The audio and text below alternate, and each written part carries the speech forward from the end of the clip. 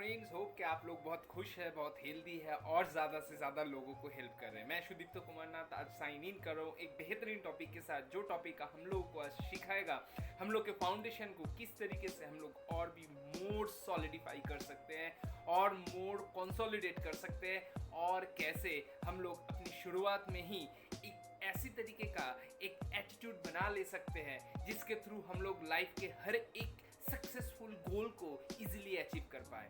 Yes, हम लोग आज बात करेंगे at the initial stage of life. हाँ, और इस इनिशियल स्टेज ऑफ लाइफ को हम लोग एक्सप्लेन करेंगे, डिस्क्राइब करेंगे कुछ ऐसे जिसके थ्रू हम लोग एक खेल की तरह इस चीज को सीखेंगे। आज टाइम वेस्ट नहीं करते हुए मैं सुदीप्त कुमार नाथ आज शुरू करता हूं आज का जो बेहतरीन टॉपिक है, जो कि हम लोगों को एक नए शुरुआत के लिए बहुत ज्यादा से ज्यादा हेल्प करने वाले हैं। We win in the locker room first. जो स्पोर्ट्स में, फुटबॉल में हो, क्रिकेट में हो, कहीं पे भी हो, लॉकर रूम बहुत मायने रखता है, क्योंकि कोच मोटिवेट टीम को लॉकर रूम में ही करता है। टीम मेंबर्स अपने आप को रिजुवेनेट करता है लॉकर रूम में ही, और उसी के ही आउटपुट है जो ग्राउंड में हम लोग देखते हैं। लेकिन इसके मेन फाउंडेशन, जो बुनियाद है, वो लॉकर रूम में ही बनते हैं। ठीक इसी तरीके से लाइफ का भी एक लॉकर रूम रहता है, जहाँ पे हम लोगों को अपने आप को तैयार करना पड़ता है जब हम लोग फील्ड पे उतरेंगे वहाँ पे सक्सेस फुल गोल को अचीव करने के लिए। So let's start our today's journey. Culture. Locker room में सबसे इनिशियल स्टेज जो है वो है culture. Share the purpose, goal and attitudes among the team members. ये अगर आप बिजनेस में हो, आप अपने काम पे, जॉब पे हो, तो आप अपने टीम मेंबर्स के साथ, आप अपने बिजनेस पार्टनर्स के साथ अपने जो पर्पस है, जो गोल है एंड जो एटीट्यूड आपका है, जिस कल्चर से आप बिलोंग किए है, उसको बहुत क्रिस्टल क्लियर तरीके से सबके साथ कम्युनिकेट करना बहुत इंपॉर्टेंट है। Selflessness and teamwork are the key. Yes, selflessness and teamwork are the key. यहाँ पे मैं एक एग्जांपल दूंगा। हाल ही में बहुत एक ऐड बहुत ज़्यादा से ज़्यादा आ रहा है, जो कि एक हम लोग की सोशल मीडिया है उसके ऊपर आधारित है।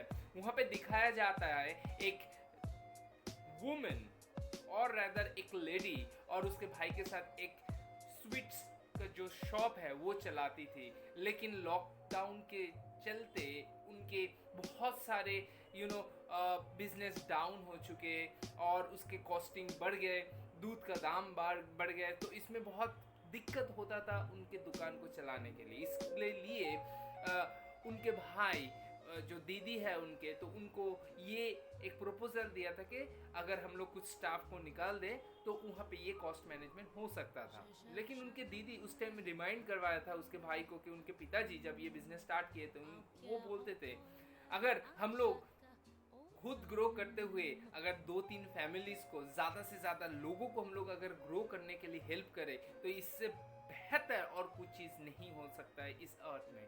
तो वो किसी फैमिली को भी इतने खराब टाइम में, डेंजर में नहीं ढकेलते हुए वो इस तरीके से ही कंटिन्यू करने चाहते थे। और हाल ही में वो जब रास्ते से आते थे, दुकान से आते थे या न्यूज़पेपर देखते, तो बहुत जगह में वो देखते थे कि लॉकडाउन के लिए बहुत कंपनीज ऑलरेडी बहुत सब लोगों को निकल रहे थे, तो उनको लेके वो बहुत टेंशन में आ गए।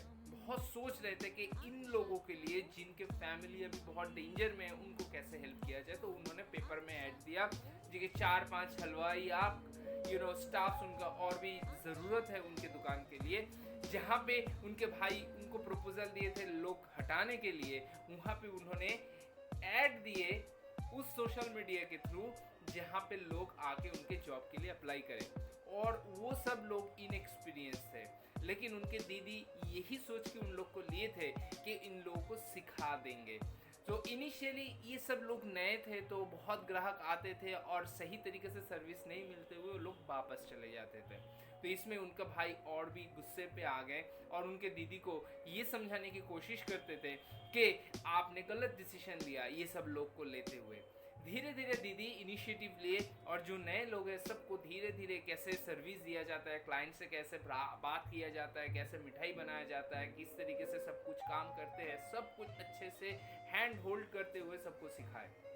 लेकिन उसके बावजूद भी एक बार अगर बिजनेस में, चलते हुए बिजनेस में, अगर आपका गुडविल एक पॉइंट के टाइम, एक छोटा सा अगर कुछ भी दिक्कत के कारण अगर वो खराब हो जाता है तो लोग आना बंद कर देते हैं दुकान में। तो वही चीज़ हुआ था, धीरे धीरे ग्राहक कम हो रहे थे।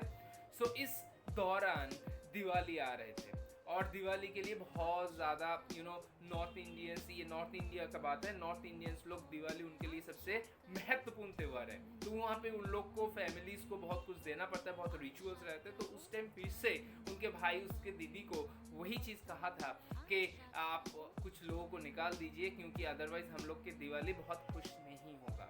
लेकिन उनके दीदी इसको साफ इनकार कर दिया था। सो इसके बाद हुआ क्या, एक मिरेकल हुआ, एक मैजिक हुआ। वंस इन ए डे, जब एक मॉर्निंग में उनके दीदी आ रही थी, हाँ, इस दौरान एक ऐसा भी खराब दौर गया जहाँ पे उनके दीदी के पास 4 व्हीलर थे, उसको बेचना पड़ा और उनके साथ ये स्कूटी लेना पड़ा। और इस चीज़ को देखते उनके स्टाफ बहुत टेंशन में आ गए और अपने आप को बहुत कल्प्रिट सोच रहे थे कि हम लोग यहाँ पे काम कर रहे हैं, इसीलिए हम लोगों के जो ओनर है वो अपने लाइफ में बहुत ज़्यादा कॉम्प्रोमाइज़ करना पड़ रहा है। तो इस दौरान एक मैजिक हुआ। एक फाइन मॉर्निंग जब उनके दीदी निकल रही थी घर से और आ रही, तैयारी करके आने वाली थी अपने दुकान में, तो रास्ते पे जितने सारे लोग हैं उनको सब लोग गुड मॉर्निंग बोल रहे थे। तो इनको दीदी को थोड़ा अजीब लगा कि क्यों, रोज़ तो हम आते थे, रोज़ हम जाते हैं इसी रास्ते से, तो ये लोग तो ऐसे कुछ कभी गुड मॉर्निंग नहीं कहा, आज सब हंसते हुए गुड मॉर्निंग कर रहा है। और आके देखे कि दुकान के सामने बहुत भीड़ है। तो पहले सोच रही थी उनके दीदी, ये मन में आया कि कोई बवाल हुआ होगा इसलिए ऐसा भीड़ है। तो दौड़ के अंदर गई तो देखे कि इतना लंबा लाइन पड़ा है और वो लंबा लाइन सब लोग ग्राहक के लिए, और सब लोग वहाँ से मिठाई खरीदने की सब कगार पे खड़े हैं, सब लोग मिठाई खरीदना चाहते हैं दिवाली के लिए। और वहाँ पे तो ये देख के सरप्राइज हुए। तो उनके भाई समहाउ ये चीज़ जो उनको नज़र में, जहन में आया कि क्यों ऐसा हुआ, तो उनको कोई स्टाफ उनको बताया होगा। तो उनके भाई आकर अपनी दीदी को दिखाया कि ये जो स्टाफ्स जिनके लिए वो लोग, उनके दीदी जिन लोगों को लिए थे और उनके लिए दीदी को बहुत ज़्यादा कॉम्प्रोमाइज़ करना पड़ा, अपने आप को बहुत एडजस्ट करना पड़ा फाइनेंशियली एंड इमोशनली, एवरीथिंग। वहाँ पे वो लोग एक सोशल मीडिया में जाते हुए अपने दुकान को, अपने दीदी को इस तरीके से एकदम कनेक्ट किया लोगों के साथ, और इतने इमोशनली उस चीज़ को प्रमोट किया, अपने शॉप को प्रमोट किया, सो दैट कि पूरे मोहल्ले के लोग, पूरे एरिया के लोग उस दुकान के बारे में जान गए और वहाँ पे आ गए। सो इस चीज़ के लिए कौन जिम्मेदार है? ये मैजिक के लिए जिम्मेदार उनके मालिक, जो दीदी है वो है। वो अपने सेल्फलेसनेस एंड टीम वर्क के साथ अगर सही तरीके से वो काम किए थे, इसीलिए ये सक्सेस मिला। So we need to understand where we stand exactly. हम लोग को ये इवोल्यूशन, ये रियलाइजेशन होना चाहिए हम लोग कहाँ पे खड़े हैं, किस तरफ हम लोग को जाना है और कैसे जाना है। Contagious is very dangerous. Happy attitude is also contagious and bad attitude is also contagious. So हम लोग कौन सा चीज़ contagious मतलब अपने अंदर लेंगे, ये बहुत ही मायने रखता है। Positive attitude can spread positivity and the vice versa. Positive and smiling face are the magical stimuli for positive results. Exactly. अगर हर एक चीज़ के लिए, हर एक काम के लिए अगर आप हर टाइम पॉजिटिव सोचते हुए, मुंह में हंसी रखते हुए अगर आप कोई भी काम करेंगे तो आपके पास पॉजिटिविटी अट्रैक्ट होगा, जिसको हम लोग लॉ ऑफ अट्रैक्शन कहते हैं। हर एक चीज़ में अगर आप पॉजिटिविटी सर्च करेंगे तो आपके साथ पॉजिटिविटी होने के चांसेस बहुत बढ़ जाते हैं। कंसिस्टेंट, ये भी बहुत इंपॉर्टेंट है। We have to be honest to us and to all. Yes, हम लोग को ऑनेस्ट होना पड़ेगा, अपने काम पे हो, अपने बिजनेस पे हो, हर एक जगह, अपनी फैमिली में हो, अपनी सोशल रिस्पॉन्सिबिलिटीज़ में हो, कहीं पे भी हो, ये बहुत इंपॉर्टेंट है। हम लोग को ऑनेस्ट रहना पड़ेगा और ऑनेस्टी सबके साथ आपको शेयर भी करना पड़ेगा। Be consistent. Sometimes consistency brings complacency. Consistent होना ज़रूरी है, लेकिन समटाइम्स क्या होता है, यही कंसिस्टेंसी कंप्लेसेंसी पे भी ट्रांसफॉर्म हो जाता है। सो इसमें क्या करना पड़ता है कि ये कंप्लेसेंसी ना आए, तो आपकी कंसिस्टेंसी में जो प्रोसेस है उसमें हर टाइम आपको थोड़ा ना कुछ आपको ऐड करना पड़ेगा। आपके नए गोल सेट करना पड़ेंगे, नए टारगेट सेट करना पड़ेंगे और उसको अचीव करना पड़ेगा, सो दैट आपके कंसिस्टेंसी के जो लेवल है वो भी धीरे धीरे अप हो।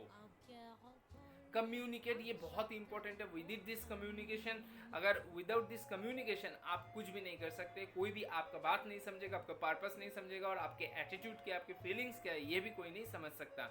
So this creates chain reaction. आप जिस तरीके से कम्युनिकेट करेंगे उसी तरीके से आपके पास रिपरकेशन भी आएगा, कंसिक्वेंस ही उसी तरीके से होगा। This should be clear and transparent. Yes, ये बहुत ही साफ सुथरा होना चाहिए एंड ट्रांसपेरेंट होना चाहिए। This should be open door policy respective of status. Open door policy होना चाहिए, हर एक को बोलने का मौका देना चाहिए, हर एक जो आपके इस काम से जुड़े हुए हैं हर एक को अपने वॉइस रेस करने की मौका देना चाहिए, उनके आइडियाज शेयर करने की मौका देना चाहिए, so that this will be a team game.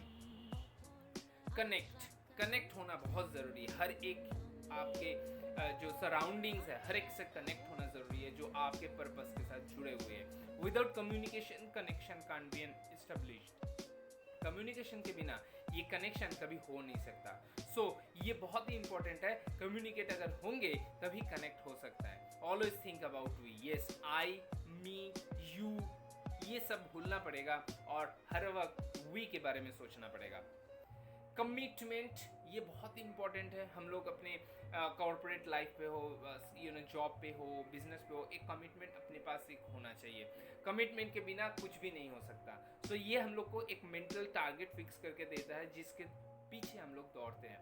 Words, actions and feelings brings commitment. Yes, words, actions and feelings communicate जो है ये कमिटमेंट को क्रिएट करता है। Leader should take care of his teammates. Yes, हर एक टीम मेंबर को connect करना पड़ेगा, कम्युनिकेट प्रॉपर्ली करना पड़ेगा और उस टीम मेंबर की केयर भी करना पड़ेगा, सो दैट हर एक टीम मेंबर सेम पर्पस के लिए सेम एनर्जी के साथ सेम तरीके से अपने आप को डिवोट कर पाए। Care, this is very much applicable in business and job. Yes, जो लीडर है, जो ओनर है, उनको केयर करना बहुत ज़रूरी है। जैसे कि मैंने जिस स्टोरी शेयर किया तो वहाँ पे जो ओनर थी वो केयर की थी, इसीलिए उनको एक पॉजिटिव कंसिक्वेंस या रिजल्ट मिला। Each task required good care, each and every task required good care. This is very much important, which brings emotional touch. Yes, ये केयर ऐसा एक मैजिक है जिसके थ्रू आपके शत्रु भी बंधु में ट्रांसफॉर्म हो जाता है। सो ये बहुत ही इम्पोर्टेंट है।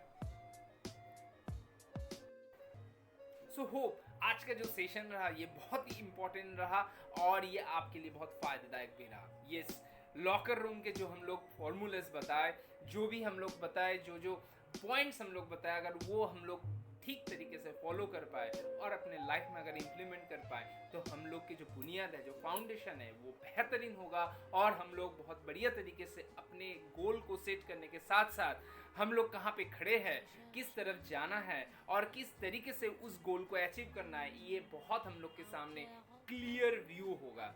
सो आज के लिए इतना ही। हम लोग बहुत जल्दी फिर से मिलेंगे और एक बेहतरीन टॉपिक के साथ। बने रहिएगा मेरे वीडियोस के साथ। ज़रूर लाइक एंड कमेंट करिएगा, शेयर करना मत भूलिएगा और सब्सक्राइब करना भी मत भूलिएगा, क्योंकि अगर आप सब्सक्राइब करेंगे तो मेरे और भी जो बेहतरीन इंपॉर्टेंट टॉपिक्स आने वाले हैं उसका नोटिफिकेशन आपको मिलेगा। आज के लिए इतना ही, फिर मिलेंगे बहुत जल्दी। आज के लिए थैंक यू।